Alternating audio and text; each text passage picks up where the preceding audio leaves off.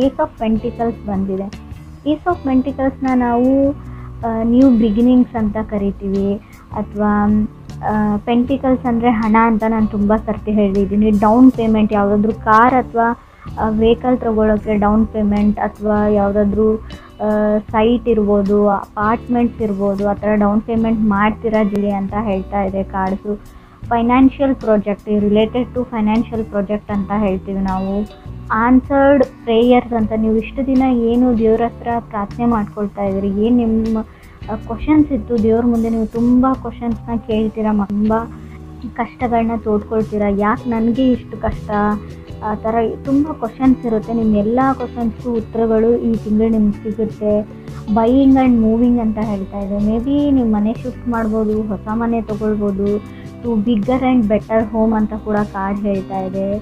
ನಿಮ್ಮ ರಿಲೇಷನ್ಶಿಪ್ಪು ಮನಿ ಜೊತೆ ತುಂಬ ಚೆನ್ನಾಗಿರುತ್ತೆ ಅಂತ ಪೆಂಟಿಕಲ್ಸ್ ಹೇಳುತ್ತೆ.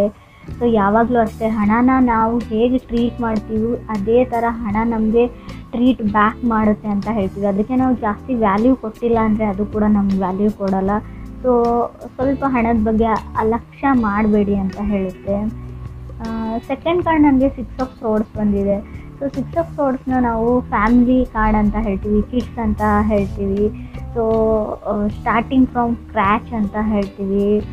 ರಿಲೋಕೇಟ್ ಆಗ್ತೀರಾ ನಿಮ್ಮ ಪಾರ್ಟ್ನರ್ಸ್ ಜೊತೆ, ನಿಮ್ಮ ಲೈಫ್ ಚೇಂಜ್ ಮಾಡ್ಕೊಳ್ತೀರಾ, ಲೈಫ್ ಸ್ಟೈಲ್ ಚೇಂಜ್ ಆಗುತ್ತೆ. ಬಿಕಾಸ್ ಆಫ್ ನೀವು ಬೇರೆ ಸ್ಟೇಟಿಗೆ ಟ್ರಾವೆಲ್ ಮಾಡ್ತಾ ಇದ್ದೀರಾ, ಅಥವಾ ಫಾರಿನ್ ಲ್ಯಾಂಡ್ಗೆ ಟ್ರಾವೆಲ್ ಮಾಡೋ ಪ್ಲ್ಯಾನ್ಸ್ ಇದೆ ನಿಮಗೆ, ಅಥವಾ ಫಾರಿನ್ ಲ್ಯಾಂಡಿಂದ ನೀವು ಮದುವೆಗೆ ಟ್ರೈ ಮಾಡ್ತಾ ಇದ್ದಾರೆ. 6 ಆಫ್ ಸೋರ್ಸ್, ಫಾರಿನ್ ಲ್ಯಾಂಡಿಂದ ನಿಮಗೆ ಆಫರ್ಸ್ ಬರೋ, ಇನ್ವಿಟೇಷನ್ಸ್ ಬರೋ ಚಾನ್ಸಸ್ ಇದೆ ಮದುವೆಗೋಸ್ಕರ ವೆಯ್ಟ್ ಮಾಡ್ತಾ ಇರೋರಿಗೆ. ಅಥವಾ ಫಾರಿನ್ ಲ್ಯಾಂಡಿಂದ ಅಥವಾ ಬೇರೆ ಸ್ಟೇಟಿಂದ ಮೆಸೇಜು ಅಥವಾ ಟೆಕ್ಸ್ಟು ಸೊ ನಿಮ್ಗೆ ಡೈಲಿ ಬರುತ್ತೆ ಅಂತ ಕೂಡ ಕಾರ್ಡ್ ಹೇಳ್ತಾ ಇದೆ. ಥರ್ಡ್ ಕಾರ್ಡ್ ನನಗೆ 2 ಆಫ್ ಸೋರ್ಡ್ಸ್ ಬಂದಿದೆ.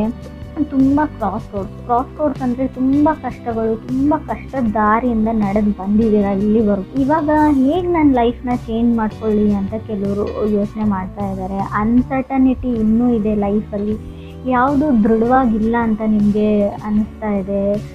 ಆವಾಗ ನೀವೇನು ಮಾಡ್ತೀರಾ, ಸೊ ಯಾವುದಾದ್ರೂ ಬೇರೆ ಊರಿಗೆ ಅಥವಾ ಬೇರೆ ಜಾಗಕ್ಕೆ, ಬೇರೆ ಮನೆಗೆ ಶಿಫ್ಟ್ ಆದರೆ ನನ್ನ ಲೈಫ್ ಚೇಂಜ್ ಆಗುತ್ತಾ ಅಂತ. ಸೊ ಆ ಥರ ಯೋಚನೆ ಮಾಡಿಬಿಟ್ಟು ನಿಮ್ಮ ಬ್ಯಾಗ್ನ ಪ್ಯಾಕ್ ಮಾಡಿಕೊಂಡು ಬೇರೆ ಕಡೆ ಹೋಗ್ತೀರಾ.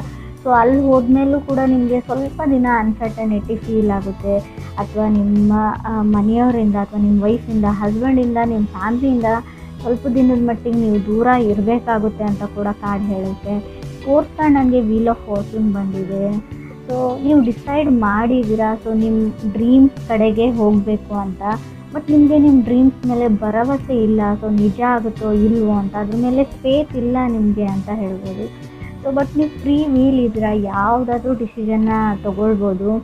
ಸೊ ಅದೇ ಡಿಸಿಷನ್ ಅಂತ ಅಲ್ಲ, ಲೈಫ್ ಸೆಕ್ಯೂರಿಟಿ ನೋಡ್ಕೊಳ್ಳ ಅಥವಾ ನನ್ನ ಡ್ರೀಮ್ಸ್ ನೋಡ್ಕೊಳ್ಳ ಅಂತ ಅನ್ನಿಸ್ಬೋದು. ಒಂದು ಕನೆಕ್ಷನಲ್ಲಿ ನಿಮಗೆ ಇಬ್ಬರು ಆಪ್ಷನ್ಸ್ ಬರುತ್ತೆ ಅಥವಾ ಆಲ್ರೆಡಿ ಇದ್ದಾರೆ ಲೈಫಲ್ಲಿ. ಸೊ ಈ ಕಡೆ ನಿಮಗೆ ಡ್ರೀಮ್ಸ್ ಮ್ಯಾನ್ ಆರ್ ಗರ್ಲ್ ಇದ್ದಾರೆ, ಈ ಕಡೆ ನಿಮ್ಮ ಲೈಫ್ ಸೆಕ್ಯೂರಿಟಿ ಆ್ಯಂಡ್ ವಿಸ್ಡಮ್ ಇದೆ. ಯಾವುದನ್ನು ಚೂಸ್ ಮಾಡ್ಕೊಳ್ಳಿ ಅನ್ನೋ ಕನ್ಫ್ಯೂಷನ್ಸ್ ಇದೆ. ಬಟ್ ನಿಮಗೆ ದೇವರ ಹತ್ರ ಪ್ರೇಯರ್ಸ್ ಮಾಡ್ಕೊಳ್ಳಿ. ನಿಮಗೆ ಗೊತ್ತು, ಯಾವುದಾದ್ರೂ ಒಂದು ರೂಪದಲ್ಲಿ ಇಂಡಿಕೇಶನ್ಸ್ನ ಯಾವಾಗಲೂ ದೇವರು ನಿಮಗೆ ತೋರಿಸಿದ್ದಾನೆ, ಇನ್ನು ಮುಂದೆನೂ ತೋರಿಸ್ತಾನೆ ಅಂತ ಕೂಡ ಕಾರ್ಡ್ಸೇ ಹೇಳ್ತಾ ಇದೆ. 5th ಕಾರ್ಡ್ ಚಾರೆಟ್ ಕಾರ್ಡ್ ಬಂದಿದೆ. ಫಾರ್ವರ್ಡ್ ಮೂವಿಂಗ್ ಅಂತ ಹೇಳ್ತೀವಿ, ಎಲ್ಲೂ ನಿಂತ್ಕೊಳ್ಳಲ್ಲ. ಚಾರೆಟ್ ಕಾರ್ಡ್ ಬಂದರೆ ಒಂದು ವೆಹಿಕಲ್ ತೊಗೊಳ್ತೀರಾ, ಇಲ್ಲ 7th ಹೌಸ್ನ ನೋಡೋದಾದರೆ ನಾನು ತುಂಬ ಎಮೋಷ್ನಲ್ ಇದ್ದರೂ ಚಾರೆಟ್ ಕಾರ್ಡ್ ಬರುತ್ತೆ. ಎಮೋಷ್ನಲ್ ಇನ್ ಕನೆಕ್ಷನ್, ತುಂಬ ಜಗಳಗಳಾಗುತ್ತೆ, ಆರ್ಗ್ಯುಮೆಂಟ್ ಆಗುತ್ತೆ, ಮತ್ತೆ ಪ್ಯಾಚಪ್ ಆಗ್ತೀರಾ. ಏನೋ ಗೊತ್ತಿಲ್ಲ, ಅವ್ರ ಜೊತೆ ಇದ್ದರೆ ನಿಮಗೆ ಯಾವುದೇ ಲಾಭ ಇಲ್ಲ, ಏನೂ ಇಲ್ಲ, ಅಲ್ಲಿ ನೀವೇ ಎಮೋಷ್ನಲಿ ಡ್ರೈನ್ ಆಗ್ತೀರ. ಬಟ್ ಅವ್ರನ್ನ ಬಿಟ್ಟಿರೋ ಶಕ್ತಿ ನಿಮಗಿಲ್ಲ.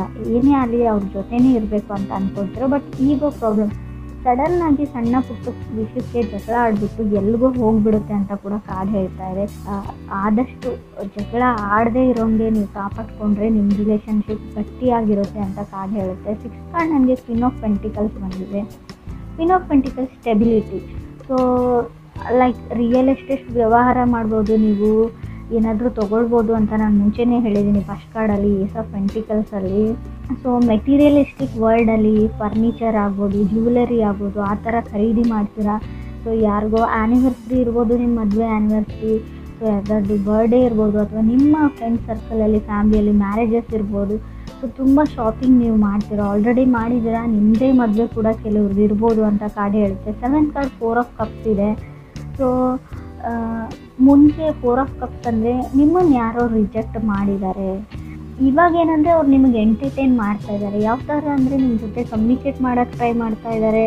ಸೊ ಏನಿದೆ ಅವ್ರ ಮನಸ್ಸಲ್ಲಿ ಅಂತ ಗೊತ್ತಾಗ್ತಾ ಇಲ್ಲ. ಆಲ್ರೆಡಿ ನಿಮಗೆ ನೋ ಹೇಳಿದ್ದಾರೆ, ಆದರೂ ಕೂಡ ಏನೋ ಮುಂಚೆ ಅವರು ನೋ ಹೇಳಿಬಿಟ್ಟು ನಿಮ್ಮ ಜೊತೆ ಕಮ್ಯುನಿಕೇಷನ್ ಸ್ಟಾಪ್ ಮಾಡ್ಕೊಂಡ್ಬಿಟ್ಟು ದೆ ವೆಂಟ್ ಕೋಲ್ಡ್ ಅಂತ ಹೇಳ್ತಾ ಇದೆ. ಸೊ ಬಟ್ ಇವಾಗ ಅವ್ರು ನಿಮ್ಮನ್ನು ಎಂಟರ್ಟೈನ್ ಮಾಡ್ತಾ ಇದ್ದಾರೆ. ಯಾಕಂದರೆ 8 ಕಾರ್ಡ್ 3 ಆಫ್ ಕಪ್ಸ್ ಬಂದಿದೆ. ಸೊ ನಿಮ್ಗೆ ಅನಿಸುತ್ತೆ ಅವ್ರು ನನ್ನ ಜೊತೆನೇ ಈ ಥರ ನಡ್ಕೊಳ್ತಾರಾ ಅಥವಾ ಬೇರೆ ಎಲ್ಲರ ಜೊತೆನೂ ಈ ಥರನೇ ಇರ್ತಾರಾ ಫ್ರೆಂಡ್ಲಿ ಅಂತ ಕನ್ಫ್ಯೂಷನ್ಸಲ್ಲಿ ಇರ್ತೀರಾ ಆ ಥರ ವ್ಯಕ್ತಿ. ಸೊ ಮುಂಚೆ ರಿಜೆಕ್ಟ್ ಮಾಡಿರೋ ವ್ಯಕ್ತಿ ನಿಮಗೆ ಕಮ್ಯುನಿಕೇಟ್ ಮಾಡ್ತಾರೆ ಅಂತ ಕೂಡ ಕಾರ್ಡ್ ಹೇಳ್ತಾ ಇದೆ. 9th ಕಾರ್ಡ್ ನನಗೆ ನೈಟ್ ಆಫ್ ವಾಂಡ್ಸ್ ಬಂದಿದೆ. ಮೇ ಬಿ ನಿಮಗೆ ಅವರಿಂದ ರಿಜೆಕ್ಟ್ ಮಾಡಿರೋ ವ್ಯಕ್ತಿಯಿಂದ ಅಥವಾ ಅದರ್ ಪರ್ಸನ್ನಿಂದ ತುಂಬ ದಿನ ಆಯಿತು ಯಾವುದೇ ಮೆಸೇಜ್ ಕಾಲ್ ಟೆಕ್ಸ್ಟ್ ಬಂದಿಲ್ಲ. ಸೊ ಒಂದು ಮೆಸೇಜ್ ಬರಲಿ ಕಾಲ್ ಬರಲಿ. ಸೊ ಆಲ್ರೆಡಿ ಅರ್ಧ ಮೆಸೇಜ್ನ ಟೈಪ್ ಮಾಡಿಬಿಟ್ಟು ಡಿಲೀಟ್ ಮಾಡ್ತೀರಾ, ನೀವು ಸೆಂಡ್ ಮಾಡಲ್ಲ. ಸೊ ನಾನೇ ಯಾಕೆ ಮಾಡಲಿ ಅಂತ. ಸೊ ಏನೋ ನಿಮ್ಮ ಲಾಸ್ಟ್ ಡಿಸಿಷನ್ ಕೇಳಬೇಕಿದೆ, ನಿಮ್ಮ ಮದುವೆ ಫಿಕ್ಸ್ ಆಗಬೇಕಿದೆ. ಸೊ ಎಸ್ ಹೇಳಬೇಕಿದೆ. ಒಂದು ಮಾತು ಅವ್ರನ್ನ ಕೇಳಿಬಿಡಲ. ಆಲ್ರೆಡಿ ನೀವು ಪ್ರಪೋಸ್ ಮಾಡಿರ್ಬೋದು, ಅವ್ರಿಗೆ ಎಸ್ ನೋ ಏನೂ ಹೇಳಿರ್ಲಿಕ್ಕಿಲ್ಲ. ಅಥವಾ ನೀವು ರಿಲೇಷನ್ಶಿಪ್ಪಲ್ಲಿ ಇದ್ಬಿಟ್ಟು ಯಾವುದೇ ಅವ್ರಿಗೊಂದು ಮಾತು ಹೇಳಬೇಕು ಅಂತ ಅಂದ್ಕೊಳ್ತಾ ಇದ್ದೀರಾ.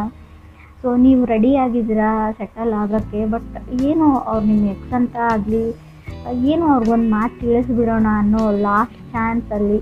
ಸೊ ಲಾಸ್ಟ್ ಮಿನಿಟಲ್ಲೂ ನೀವು ಇದನ್ನು ಯೋಚನೆ ಮಾಡ್ತಾ ಇದ್ದೀರಾ ಅಂತ ಕಾರ್ಡ್ ಹೇಳ್ತಾ ಇದೆ. ನೀವು ಅಥವಾ ನೀವು ಕ್ರಾಸ್ ವಾಚರ್ಸ್ ಇವ್ರ ಜೊತೆ ಕನೆಕ್ಟ್ ಆಗಿರೋ ವ್ಯಕ್ತಿಗಳು ಕೂಡ ಆಗಿರ್ಬೋದು.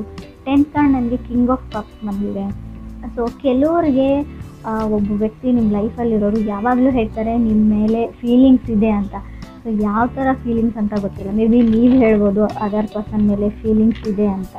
ಸೊ ಅವರು ಯಾವುದನ್ನೂ ಕರೆಕ್ಟಾಗಿ ದೃಢವಾಗಿ ಹೇಳೋಕ್ಕೆ ತಯಾರಿಲ್ಲ.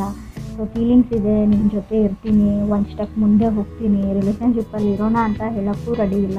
ಸೊ ಮೇ ಬಿ ಆ ಪರ್ಸನ್ಗೆ ತುಂಬ ರೆಸ್ಪಾನ್ಸಿಬಿಲಿಟೀಸ್ ಇದೆಯೋ ಅಥವಾ ನಿಮಗೆ ರೆಸ್ಪಾನ್ಸಿಬಿಲಿಟೀಸ್ ಇದೆಯೋ ಗೊತ್ತಿಲ್ಲ.